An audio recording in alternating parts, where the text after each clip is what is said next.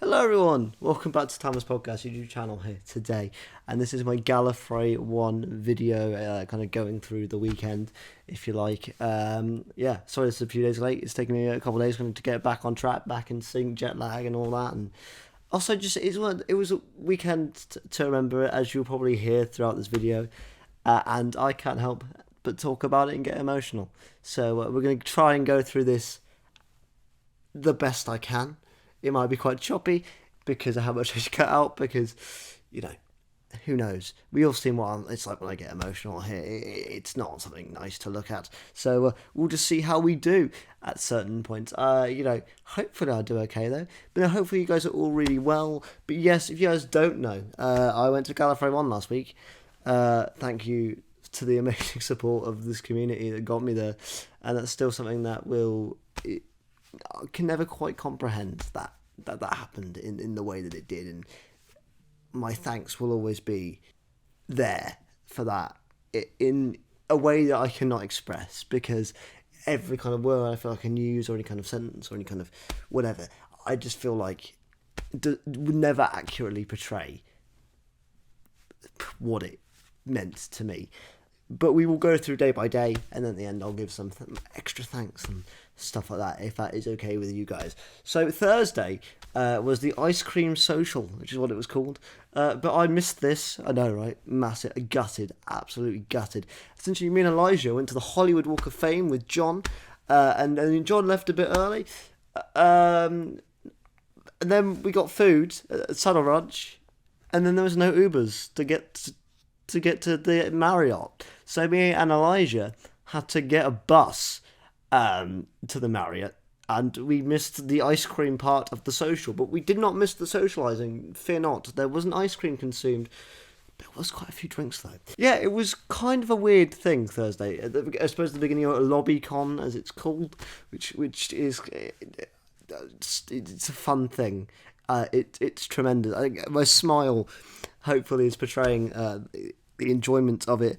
Essentially what happened when we got there was, it was kind of weird. It was like a BFI, but for once I didn't know many of the people there at the start of the weekend. Obviously there was a few familiar faces roaming about, and that's always good, and you can always go, oh my god, it's you and you and you and all that sort of stuff. But essentially what I did this night was trying to get my bearings of the venue and stuff, because I didn't know anything.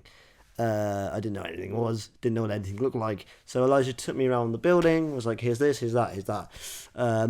And yeah, so essentially what we did was I went around chatting to people for a little bit. That was really fun. Some really, really cool people. And then we sat down in the karaoke room. I did not perform any karaoke that weekend. Everyone is thanking me for that, because if I did, there would be no more karaoke. They would just decide to cancel it. But no, so we're sat down in the karaoke room, and so there's a certain Chris Chibnall there just in the corner, and I'm sat there going, oh, that would, when so is Chris Chibnall, what's going on? He's just having drinks with people.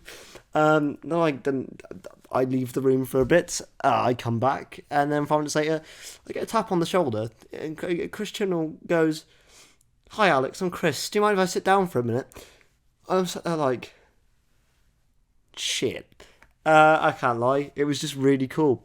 And I had a couple drinks at this point. I was not drunk at all, but I was having a couple drinks, and my brain was like, what's happening?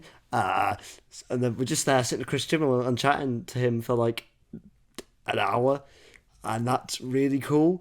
Just a really fun experience, and we didn't talk about Doctor Who much at all, really, which was really nice. He's such a sweet guy, lovely to chat to, gave me some really good advice about the industry and stuff. I was really interested in how we all knew each other, because I was sat there with, I think it was John, Beef, Elijah at that point, and a couple of our friends we made that weekend, if I'm not mistaken, and we all just sat there, we were chilling out, and it was really fun. And we spoke to him till like 1 a.m, I think. Maybe that's an exaggeration, but it certainly was it was in the early hours of the morning, or at least past 12 o'clock anyway.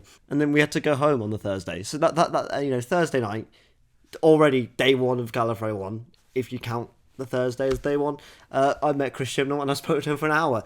And that's, if you told me that at the start, I would have laughed in your face and been like, that would be cool, wouldn't it? But no, that genuinely happened. And I saw Chris a few more times throughout the weekends, and he's just the sweetest bloke, the most lovely guy. Obviously every time I was up for a chat, if you saw me in a hallway, just say hello, come over, have a chat quickly. Obviously not for an hour every time, he'd certainly get bored of me, but just overall a really sound bloke and someone that I will have a lot of thanks for having that time, that conversation with me. Because everyone in our group was like, oh, Alex, go up, say hi. And they're like, I ain't gonna do it. I ain't gonna go up there and try and sneak in when he's having drinks with people and stuff. Because I remember I could be wrong. I think this is factually correct. I was with, I think, a few friends in the top bar, and he was across from the bar, and people go, Christian was over there, and I was like, what? And that was the first experience of like. Because at this convention, guests will just go to the hotel bar, because obviously they're staying at the hotel and they want to go drink. So you just randomly see celebrities and guests roaming about. And that was like the first moment. It was like, oh, shit. But no, that was really cool. Friday, though, was the start of the convention, if you like. And that was a really fun experience, a really good day. I essentially took this day to get as many autographs as I could, because the rest of the days was busy with photo shoots or just panels and all that sort of stuff. I obviously got Katie Manning again. Katie, always so lovely, saw me every day of the weekend and was always so nice. I can't lie, she's one of the greatest people on this planet, and yeah, she's just tremendous. And I think, she saw me, she's like, oh my god, you guys are here, and it was really good fun to see her and chat to her for a little bit. And she wasn't doing the best, bless her. But she was a trooper all weekend, fair to her. I also got to meet Daniel Anthony as well on the Friday. There'll be more talking about him throughout the weekend, but I got to meet him on Friday, and I got the chance to tell him how he was my first real character within the Hooniverse and stuff. We had a nice little 5-minute chat. During this, though, Beef whacked me on the head, which was terrifying. So if you're watching this, Beef, screw you. But like genuinely, I've been having this conversation with Daniel Anthony a couple minutes in, so obviously I'm in the zone. Just I get one here. I think it's Connor. It wasn't Connor for once, but I thought it was. But turns out Beef had already met Daniel at that point and knew what was going on, which I suppose was good for Beef, because I suppose it would have been quite confusing for Daniel Anthony if someone just whacked me on the head randomly. But no, they already knew each other. I met Craig Ells again, but this time properly. I got to speak to Craig Ells. He remembered me. I was like, mate, how you doing? It was really chill. Craig Ells is a sweet bloke. He's just a nice guy. Someone I get on with quite well every time I've seen him around like a few times at conventions and said hello. But I never got the autograph before. I obviously got my photo at last Comic-Con winter in London. And yeah, he knew who I was, which was bizarre. I didn't even have to bring it up. He was just like, "Oh, how you doing, man? How you? Good to see you." And yeah, it was just a really fun convo, just about being there, especially in October or November. He was so surprised that he got announced. People want to meet him, and he genuinely is just one of the most lovely guys on the planet. So go meet Craig Ells, because he's like the best.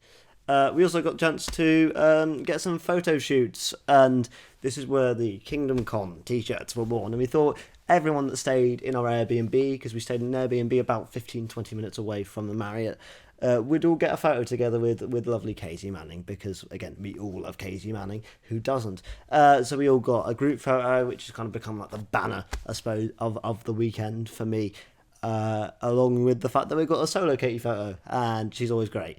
And I also got a photo of Chibnall, which I thought I'd lost. I thought I'd lost the physical photo all weekend, and luckily at the 11th hour we found it, and it was, oh thank Christ. But yeah, that was a moment. The rest of the day, we spent watching some panels and stuff, and those are really cool. Yeah, I mean, we got to watch a Sarah Jane panel with Joe, Gary, Daniel, Owen Jones, and Katie. And obviously, it's just really nice to listen to them speak about Sarah Jane. And then we also got to listen to half of the Power of the Doctor audio commentary, because we had the drinks reception to go to, so we had to rush upstairs and get that done.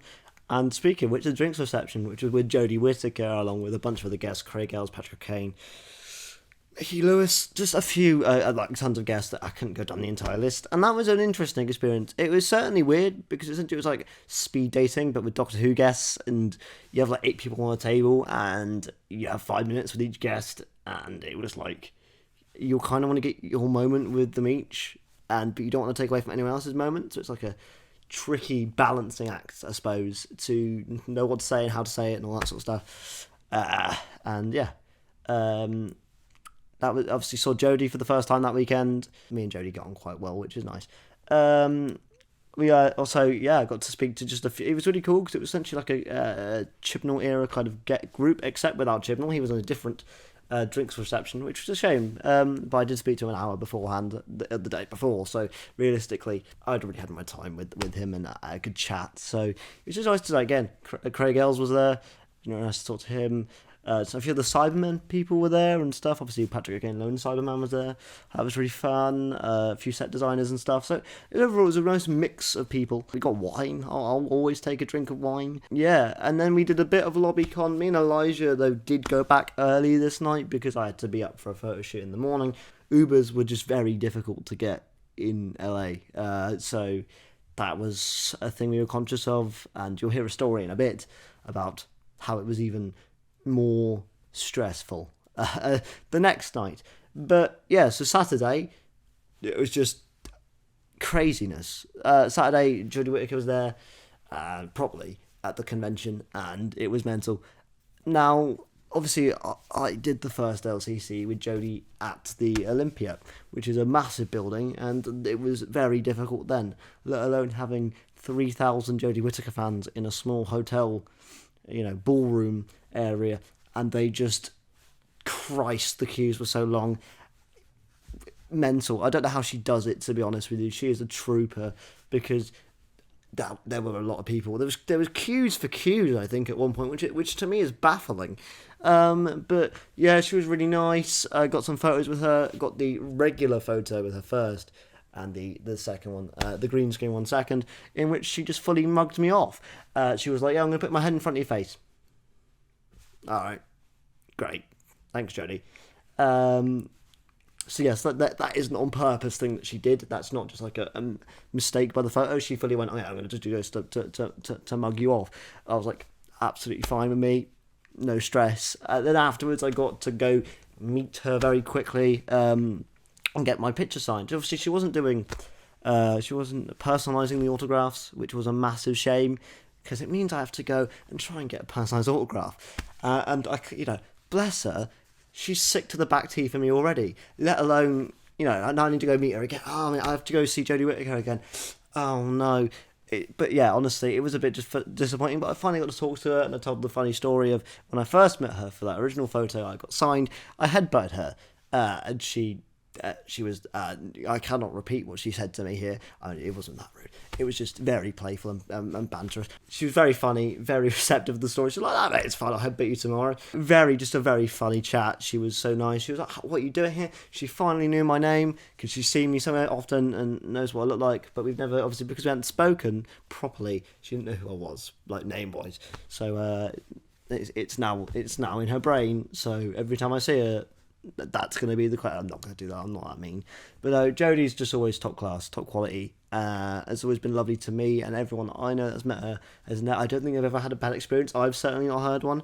But she is delightful. I got a nice double shoot with Daniel and Katie. It was like a Sarah Jane thing, because I'm a massive Sarah Jane Adventures fan. I think the box set, I'm covering it the wrong way. The box set's right behind me there. I'm just a massive fan of the Sarah Jane Adventures. I like both Katie and Daniel. And I was like, yeah, I'm going to get this photo. Why not? Ended up getting two. I got, that's always a bonus when they give you an extra version of a photo. And yeah, again, it was nice. Not many autographs that day, though. I did get Janet Fielding's autograph. I finally got to meet her. She was, again, very lovely. I also got to meet Bonnie early in the morning. That was the early photo shoot that I had to do. And she's brilliant because she recognised me again from LCC Winter, who I didn't even meet her then. I didn't get a photograph or an autograph. But I went up with my mate who did. And she recognised me. She was like, "Oh, how are you doing?" And all that sort of stuff. She's lovely. Meet Bonnie Langford. She's the best. Then Saturday was mostly LobbyCon stuff for me, because we were there till 2:30, and this was the mistake that me and Elijah made, was that we tried to get Ubers back. There was none, so we went to the Marriott. We were like, "Can we get a hotel room?" They were like, No. We went to the Hilton. We said, "Can we get a hotel?" And they're like, "Oh yeah, we got hotel rooms free, but you can't get booked in until 9. Shit. So we had to get a bus, and the bus broke down, then the bus got started again, and we finally went in at 4 a.m. Christ. But anyway, the positive part of the night, LobbyCon, this was the night where most of it kind of happened, really, for me, because I was there for so many hours. And I ended up chatting to so many different people that you just wouldn't think that you would meet. I saw Dean Magnus Stone roaming around. I quickly got in for a quick chat.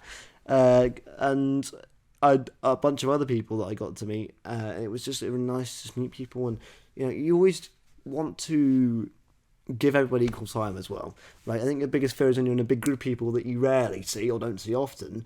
It's tricky to know how long to talk to someone for, or if they're trying to get around, you don't want to keep them for too long either. So it's certainly a balancing act, and I think I'm quite lucky that I don't stress in social situations as much as some people do, and I can just sort of deal with it. I do stress out, let's be honest. I'm not going to sit and be like, I'm always calm, but I certainly didn't find LobbyCon overwhelming. I think that's the thing that anyone else would say about Gallifrey One, was how nice everyone just is. And it's so, I wouldn't say bizarre is a word, but it's so uplifting, really, just to be in that environment for 4 days and not have any stresses or worries because this person's a dick or whatever. Like, there's none of that. I didn't have one bad experience all weekend with anyone that I spoke to, and thank you to anyone that did come up and speak to me. I also had someone as well come up and say listen to the podcast. So if you're watching this, mate, it was lovely to meet you, and thank you for coming up and saying that, because that was the first time that's actually happened. Where someone that I don't like, I've not met yet. So obviously I've had people say they listen to the podcast, but someone that I've not met before, and that being the first thing they say to me, that was like, oh, that's pretty fucking cool. So that was a nice moment. And then Sunday, I was tired because I got up late. I have to say thank you to John, because he did get me a gift of the Jodie Whittaker coat shoot. I was already going to do the triple shoot with Sophie and Janet and Jodie, but John was like, do you want the coat one? He was very nice about it, and I will always thank him for that. And thank you to everyone that was in that Airbnb. Let's not get that point yet. Let's keep moving forward. Okay, right. Sunday, I met Jodie again twice. Super lovely. So obviously we had the group shot, which was a nice photo. I'm very happy with it, but because obviously she with other people, she couldn't be as funny towards me, because throughout the weekend she was just taking the mick a little bit. Then on the coat shoot, we made a little bit of a back and forth and all this sort of stuff, and she was like, she rolled her eyes when she saw me, in that Jodie sense, not in the literal get out, but she was just really nice. Obviously there are always quick interactions at the photo shoot area though, so you have to be really snappy, but I've always had a good time with talking to Jodie, even if it's really brief, and yeah, that was just a lot of fun. And then I did a cafe, I don't know if I got the pronunciation right, so I did Cafe Clutch, which is essentially you're in a boardroom with about 10-15 people and a guest. Mine was Daniel Anthony, and like I said, I met him on Friday, so he knew who I was, but we never actually, this is the first time we properly spoke properly, I guess. When you're doing an autograph signing, it's tricky, right, because you've got you want to keep the queue moving and stuff. We were in here for an hour, and bless him, he you could tell he was a bit stressed. I don't blame him, because you're in a room with 12-ish Doctor Who fans, and he's not a fan of Doctor Who himself. So people are asking him, he's obviously got to kind of dance around questions about Big Finish as well. One thing that's always going to stick to me about this Cafe Clutch was the fact that, so essentially, everyone was asking a lot of Doctor Who questions, and I was like, okay, well, they've already been asked. So let's ask a different question. So I was asking him, what did I do on a Sunday? And he was like, go to the football, go watch football, go to pub, all that sort of stuff. So I asked him, who's your favourite football team? I said, I obviously, he said Chelsea, which, and obviously I'm a West Ham fan, for those of you who don't know. And that was a bit of you can get out sort of thing, because rival teams, this is really boring to Doctor Who fans, as this next point will prove, because he goes now to the table, to everyone, he goes, so guys, what football team do you guys support? And it's just crickets, literally, no anything. I just start laughing. I just go, because it literally went silent for 5 seconds or so, and I mean, you could hear a pin drop. It was just so funny. And then throughout the rest of the thing, I just kind of can't really get back into the rhythm of the cafe clutch. I'm just there, essentially being a bit of a shithouse and just trying to make people laugh.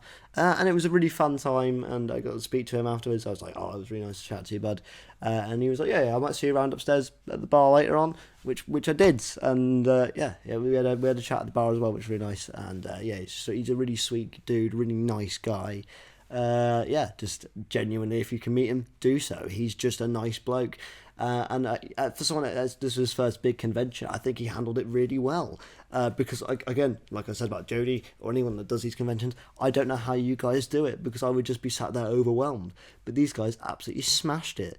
I also got a photo with Daniel as well, which is really nice. That was the last kind of thing I did before we head into the closing ceremony. Oh, this is where it will start building up.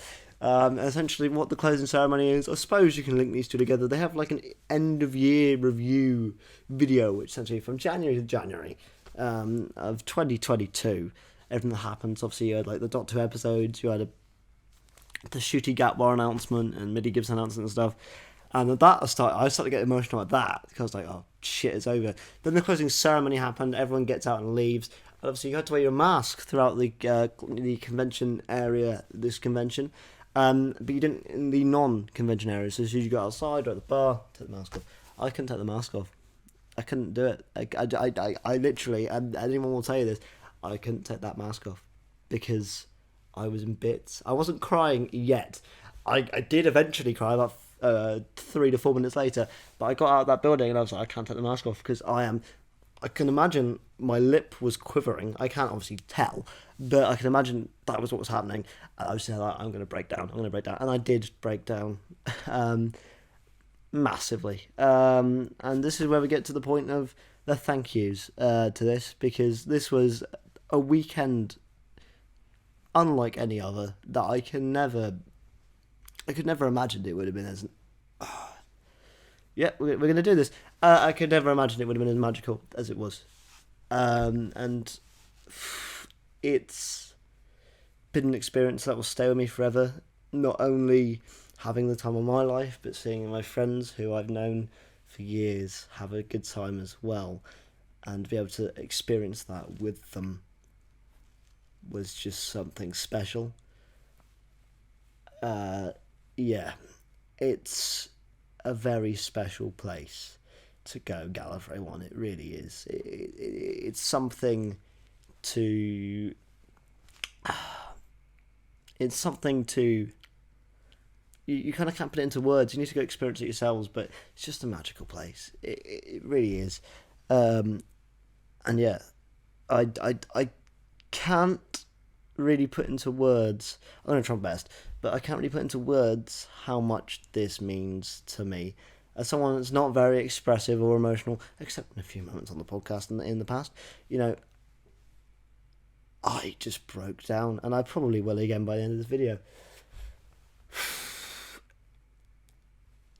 I just want to say thank you, first of all, to everyone who donated to the GoFundMe. Thank you so much. Like, from the bottom of my heart, thank you so much. It means the world. And because of you, I got to go and have the week of a lifetime on the opposite side of the world. And if you told me that even 18 months ago, I would have laughed. I would have been like, oh, I can't fly on a plane. I can't go to America. Are you joking? And it was because of you that happened. But it was also not only because of the people that donated, but those who shared the GoFundMe. And not only that, it's because of the amazing Doctor Who fandom. Right, we need to... It's a special place. We are a good group of people. We and I think sometimes that isn't said enough. I think there's a lot of negativity, not only on Twitter, but any social media. But I just think there is a good element to this community, much more than there is negative. This community has brought people together, not only myself and my friends, but everyone, right? Like, everyone knew each other at Galley through social media or they knew a friend of a friend or something like that, you know. But that wouldn't be possible without social media. That wouldn't be possible without that opportunity to just meet people and chat, and you get that moment of being like, oh shit, you're real, you actually exist, and it's like, oh great, this person I've been talking to online for 2 years is now right in front of me, and we're having a drink. And I don't think that moment will ever be something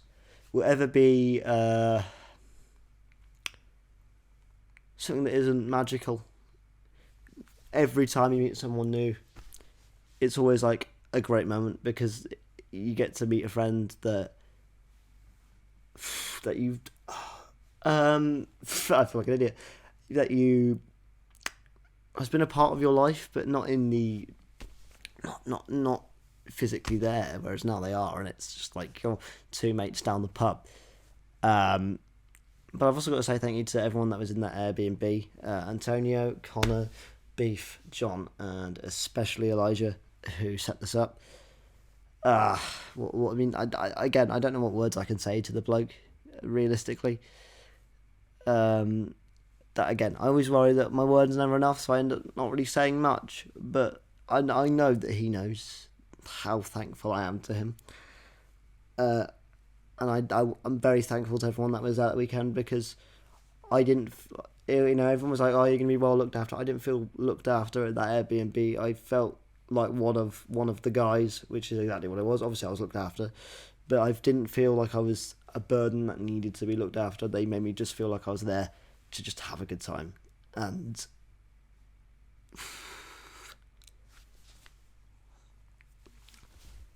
yeah, that again this is a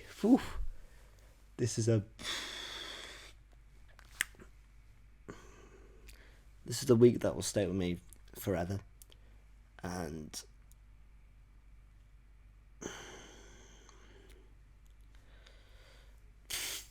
just shows the power of the community that we're in. And I am very, very, very thankful to everybody, and I hope everyone who was there had a great week. And if I did meet you there and you're watching this now, put a comment down below, just because it's always, when you meet so many different people, it's just sometimes accounts get lost and things like that. So if you are watching this, I did meet you, put a comment down below, because I'll make sure that I'm all up on the socials and all that sort of stuff. But I'd also like to add thank you to the organisers of Gallifrey One, because it's not an easy event to run. I can imagine. I don't know. I've not run it, but I can imagine it's not easy, and it's the best Doctor Who thing of event in the planet that I've been to. The best way I can describe it to those who haven't gone, if you're from the UK and you've been to a BFI event, it's like 4 days at the BFI plus a convention. It's like, oh, so if that doesn't sound good to you, I don't know what does, because it was tremendously good fun with just with the mates, just chilling out, having a good time, having a good old chinwag. Yeah. I'm hoping to come back. We'll see. But I certainly don't want this to be my obviously it's certainly my first Galley one. I don't want it to be my only Gallifrey one. So we shall see. My Gallifrey One vlog will be out some point this week. The reason I wanted to make this video was because there's not much Gallifrey One in the LA vlog, because when I was there, I was just immersed in the event itself, and therefore got a few drunken bits at the bar, which are going to be in there, but I didn't actually get much of the event, so I thought I'd make a video kind of explaining that a lot better. But yes, thank you guys so much for watching. Podcast will be back next week, and there'll be a video about that coming up in the week. Also, go subscribe to Timeless Sports if you're a sports fan, where we do a lot of sports content as well. And so yeah, 2 channels of me now, even more of me. But like I said, one more time, thank you so much. You guys are awesome. Please do take care. I'll see you all soon.